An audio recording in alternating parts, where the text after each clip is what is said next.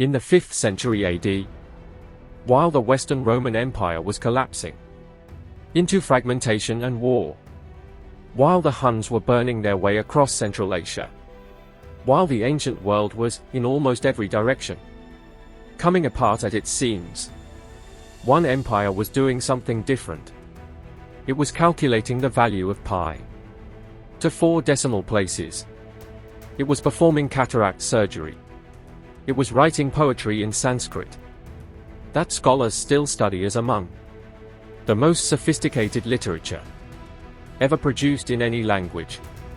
It was building temples whose mathematical precision and artistic complexity would not be equaled in the subcontinent for another 500 years. And it was producing coins, gold coins, that are considered among the most beautiful numismatic objects the ancient world created. Coins that showed their kings not as gods or conquerors, but as human beings, playing music, hunting, celebrating life. This is the story of India's golden age, the civilization that gave the world the number 0, the decimal system, chess, the calculation of the Earth's circumference, within a fraction of modern accuracy, 1,000 years before European science reached the same conclusion, and the story of how it ended, not with a single catastrophic defeat, but with the slow, grinding, inevitable pressure of a world that had decided the golden age was over.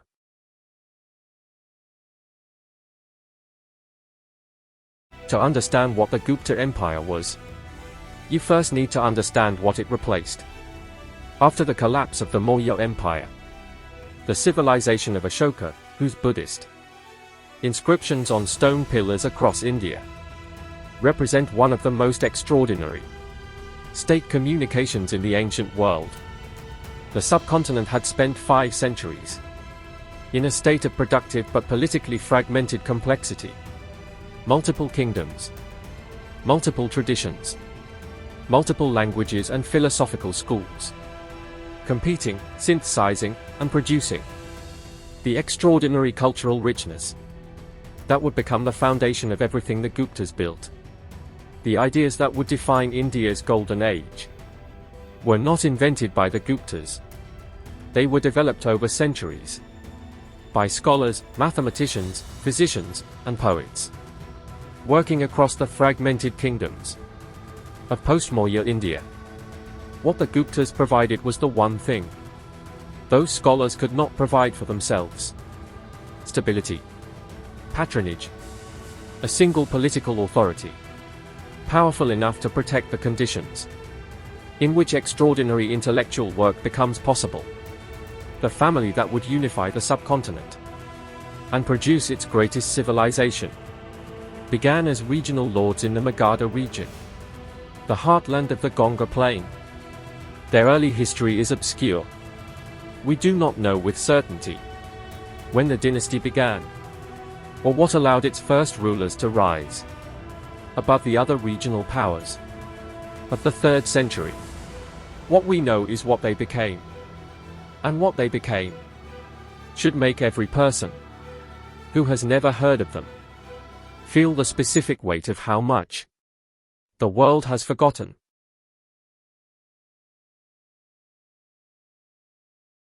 The Gupta Empire began with a marriage.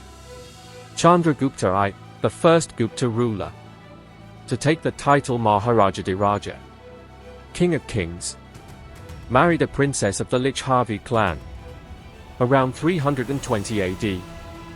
This was not simply a royal wedding.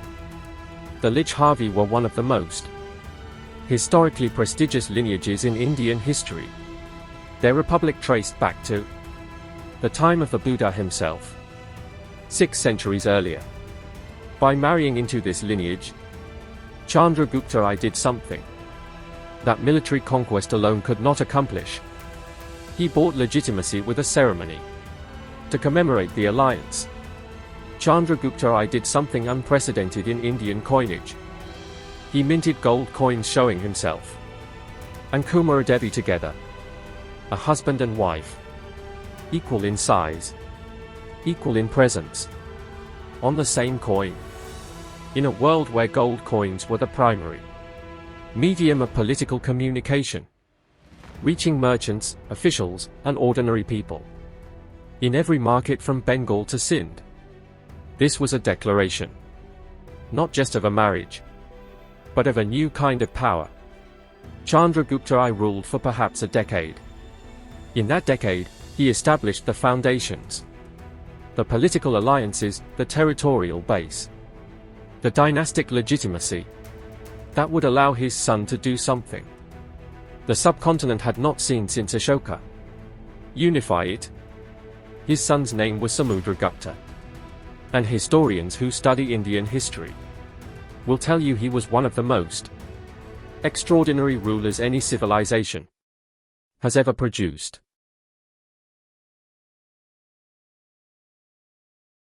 At its Between peak, the reigns the of Gupta Samudragupta Empire unified the and his son subcontinent, stretching from Chandragupta sea to shining sea. a period This of was roughly India's 80 golden years. age. Spanning the late 4th and early 5th centuries AD, the Gupta Empire produced what historians now call India's golden age.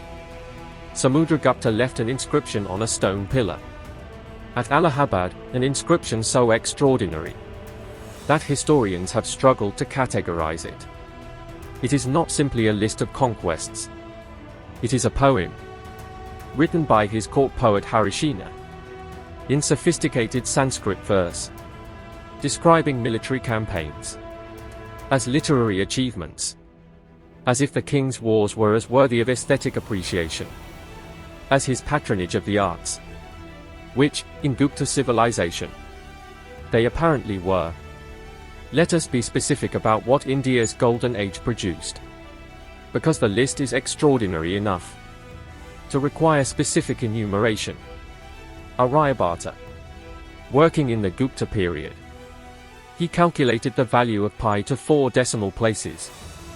He determined that the Earth rotates on its own axis 1,000 years before Copernicus would make the same argument in Europe. He calculated the length of the solar year to within minutes of modern accuracy. He proposed that the moon and planets shine with reflected sunlight. In the 5th century AD, the decimal place value system, the mathematical framework that every calculation in the modern world uses, that makes computers possible, that underlies every algorithm, every financial transaction, every piece of software ever written, was developed in Gupta-era India, not as an academic exercise, as a practical tool for astronomical calculation and commercial accounting. The number 0, the concept of a number representing nothing, the mathematical innovation that European scholars initially refused to accept because it seemed philosophically incoherent, was a Gupta-era Indian invention. Sushruta Samhita, a medical text codified in this period, describes over 300 surgical procedures, including cataract surgery, rhinoplasty, reconstructive nasal surgery, the surgical removal of bladder stones, with instruments described in enough detail that modern surgeons have identified them as functionally equivalent to instruments still in use today.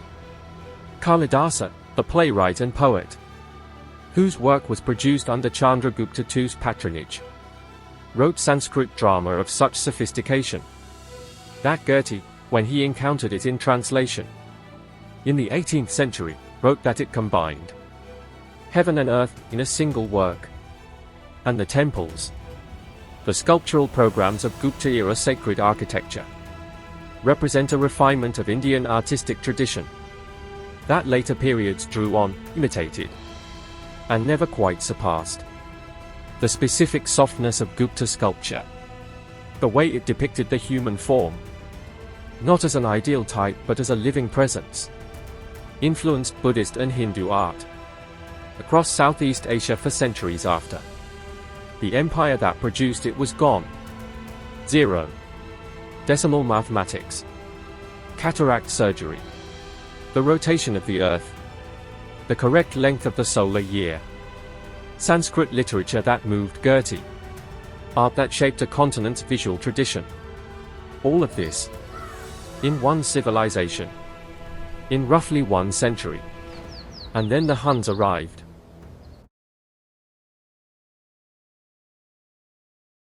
They came from the northwest, as every threat to the Indian subcontinent had always come from the northwest, through the mountain passes of the Hindu Kush, down into the Punjab, across the Gangetic Plain. The Huns were part of the same larger movement of steppe peoples that were, simultaneously, ending the Western Roman Empire in Europe and pressuring the Sassanid Persian Empire in Persia. They were not, as some older histories portrayed them, simply a destructive force. They were a sophisticated nomadic people, with their own political organization and their own military genius. But their military genius was specifically adapted to the steppe, to movement, to speed, to the kind of warfare that punished, settled defensive strategies. And the Gupta Empire, wealthy, sophisticated, built on trade routes and urban centers, and the productive surplus of the Gangetic Plain, was exactly the kind of civilization that steppe military pressure found most devastating. Skandagupta, the emperor who ruled from approximately 455 to 467 AD, is remembered in his own inscriptions as having driven the Huns back. He claimed a decisive victory. He may have been right. It did not matter, because the Huns came back.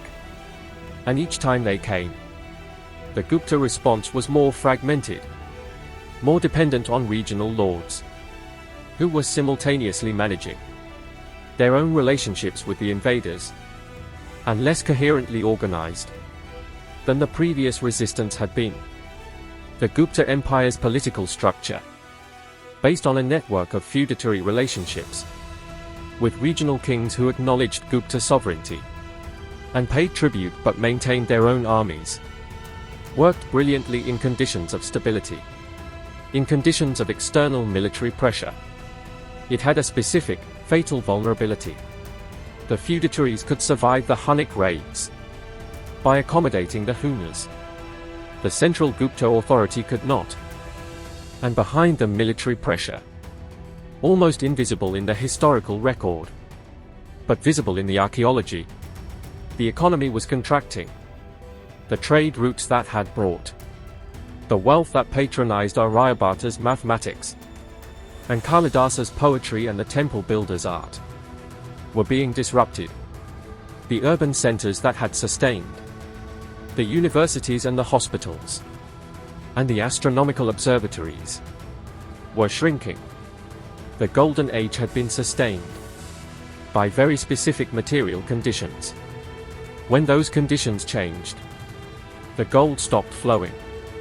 And without the gold, the patronage stopped. And without the patronage, the scholars dispersed. And without the scholars,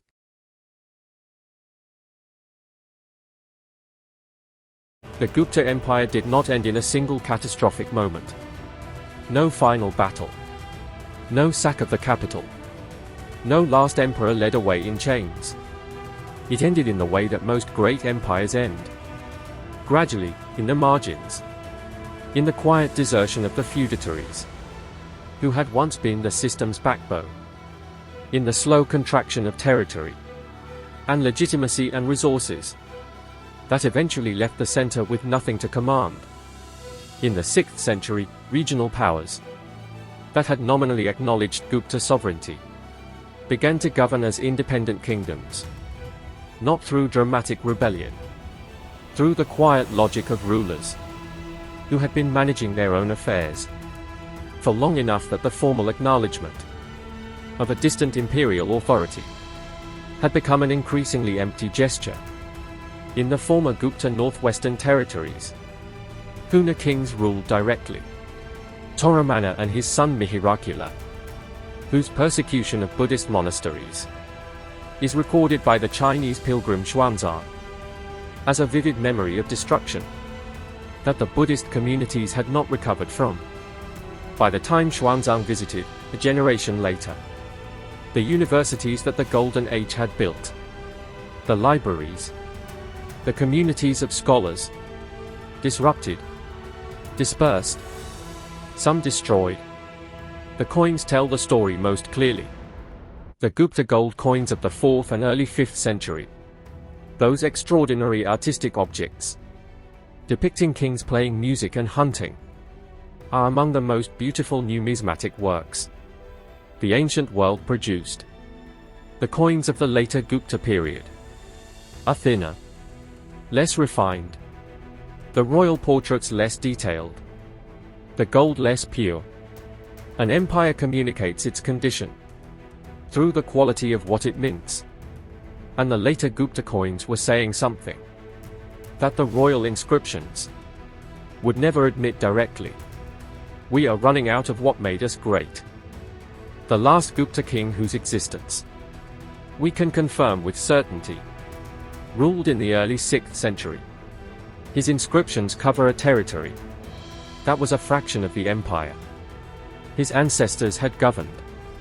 And then, the inscriptions stop. Not destroyed, not ceremonially concluded. They simply stop, as if the empire ran out of the confidence required to make declarations in stone.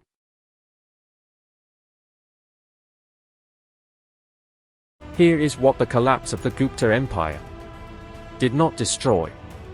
The decimal place value system, the number 0 included, traveled west through Arab scholars in the 8th and 9th centuries.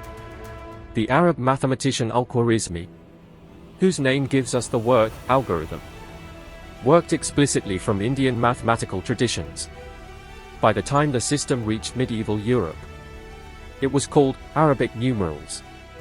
The Indian origin obscured, the knowledge preserved. The mathematics of Aryabhata and the Gupta era is the mathematics that the modern world runs on, under a different name. The artistic tradition traveled east. The Gupta sculptural style, its specific approach to depicting the human form as a living presence rather than an idealized type, influenced the art of Southeast Asia.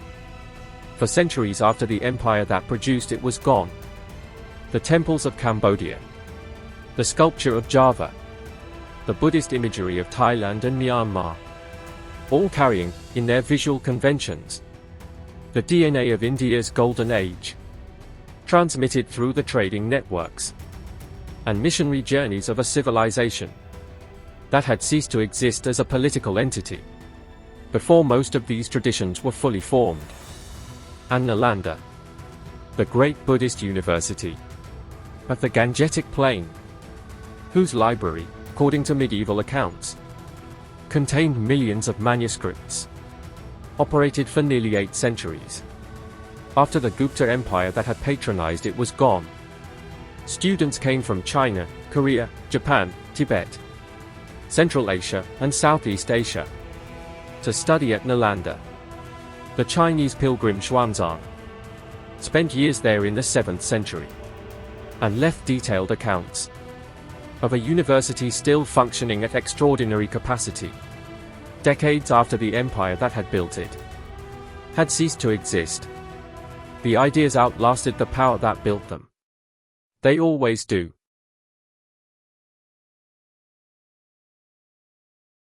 We study the Gupta Empire for the same reason. We study every great civilization that has ever declined, not because it is comforting, because it is instructive. India's Golden Age was not an accident. It was the product of specific conditions. Political stability that protected the trade routes that generated surplus, that funded the cities, that housed the universities, that employed the scholars, that produced the mathematics, the medicine, the literature, the art. Remove any link in that chain, and the Golden Age becomes impossible. The Guptas did not fail to produce greatness. They produced the greatest intellectual flowering the subcontinent has ever known. They failed, eventually, to protect the material conditions that made that greatness possible. And here is the warning that the Gupta Empire offers every civilization that comes after it. The conditions that allow extraordinary things to happen are not permanent. They are fragile. They require maintenance. Political, economic, infrastructural. That is unglamorous and uncelebrated, and rarely makes it into the history books until it is no longer being done. The knowledge the Gupta era produced is still with us. The number 0 is still with us. The decimal system is still with us. The surgical techniques are still with us. The literature is still studied. The art tradition is still alive in the temples that derive from Gupta conventions. The ideas survived the empire. But here is what the collapse of the Gupta Empire took with it that did not survive. The community. The specific human community. The scholars who knew each other. Who argued with each other. Who built on each other's work. Who constituted the living network of the Golden Age's intellectual production. That community dispersed. The scholars scattered to other courts, other kingdoms, other traditions. The cumulative momentum of centuries of concentrated intellectual ambition. Broken. What took one generation to scatter took centuries to partially reassemble. Under different names, different patrons, different political conditions. The knowledge survived. The community did not. And communities, the living networks of people who know and build on each other's work, are harder to rebuild than libraries. Empires rarely die in one day. They lose their trade routes first, then their surplus, then their scholars, then their confidence. Until one morning, the coins are thinner, the inscriptions are formulaic, and the mathematics that changed the world is being taught somewhere else, under someone else's name.